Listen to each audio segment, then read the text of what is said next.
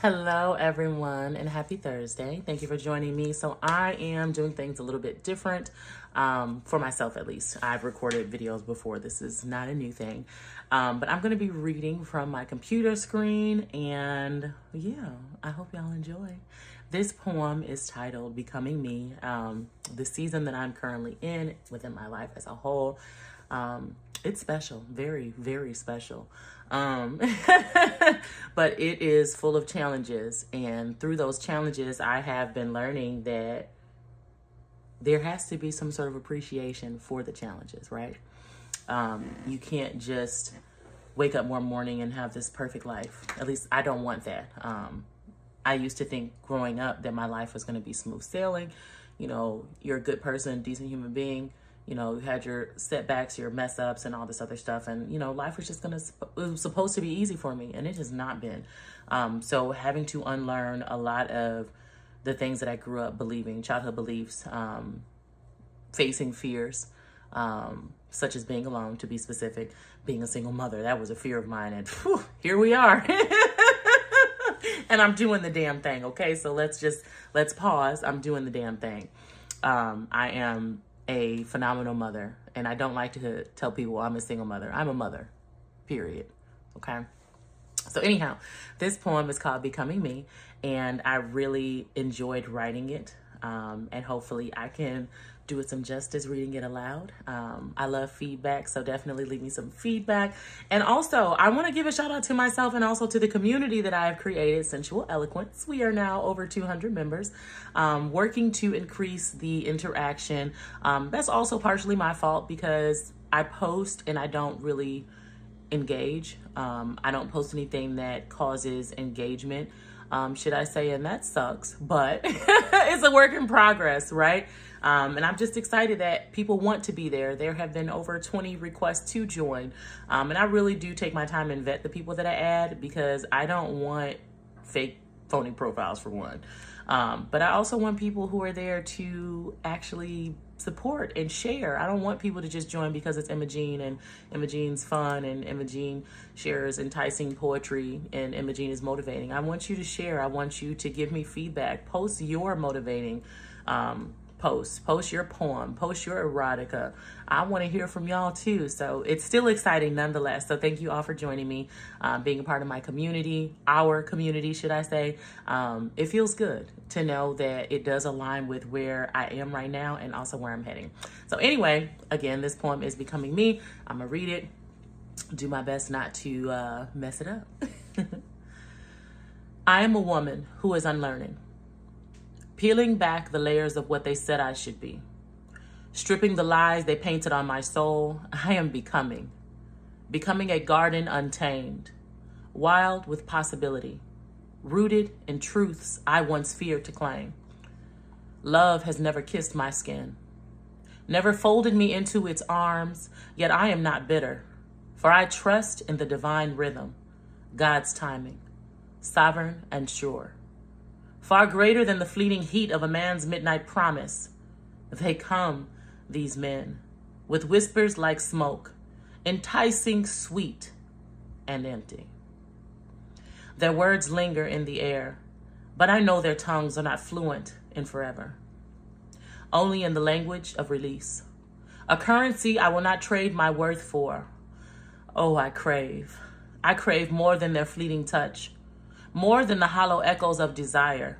I crave intimacy so deep it drowns doubt, a love so true it births stars in the shadows of my nights. And so I remain untouched, unmoved, a fortress of hope in quiet fire. My deep brown eyes hold oceans. They see through the veils, past the facades they wear. My words, sharp and sweet, could unravel the most chaste of men. Not because I seek to seduce, but because I am sensuality incarnate, a passion so raw it demands reverence.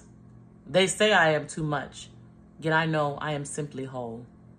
A woman unafraid to hold space for herself, to choose herself over momentary escape. For one day, love will see me.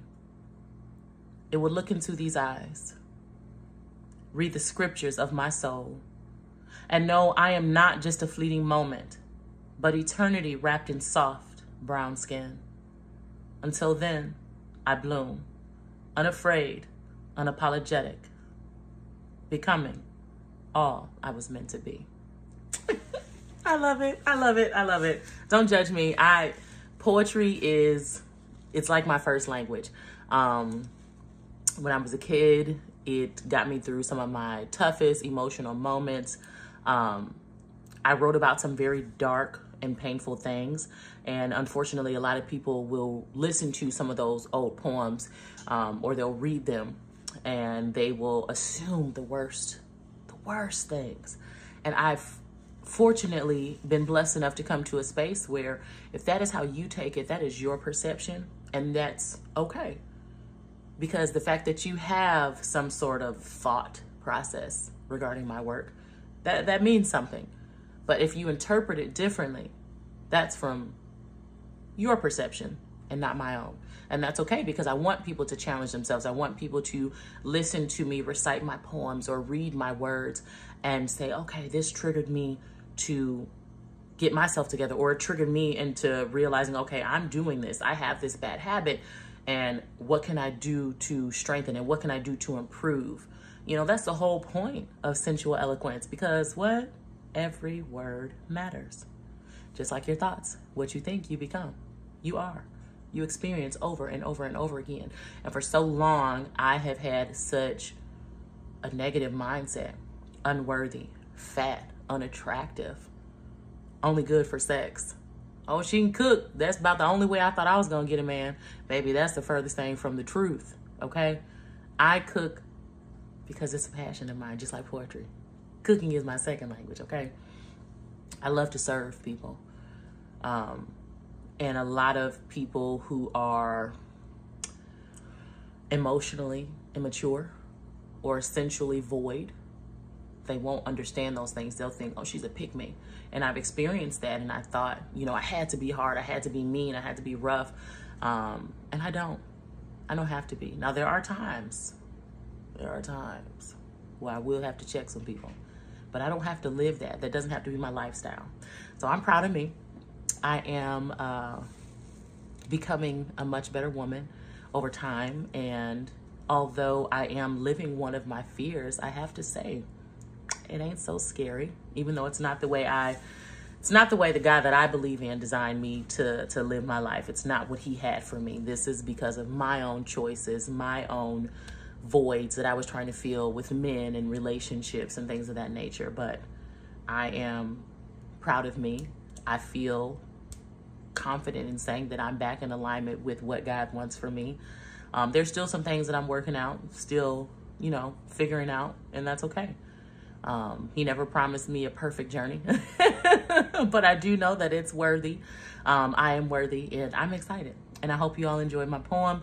I'll do another reading of this. I'll get a little more in character because I like to step into a different zone when I read my poetry. I don't like to just read it, okay? I like to act it out. So I'm looking forward to that. I'm working with a couple people who are helping me come up with a concept. So yeah, this feels wonderful, and I wanted to share with you all some of my newest work, and I hope you all enjoy.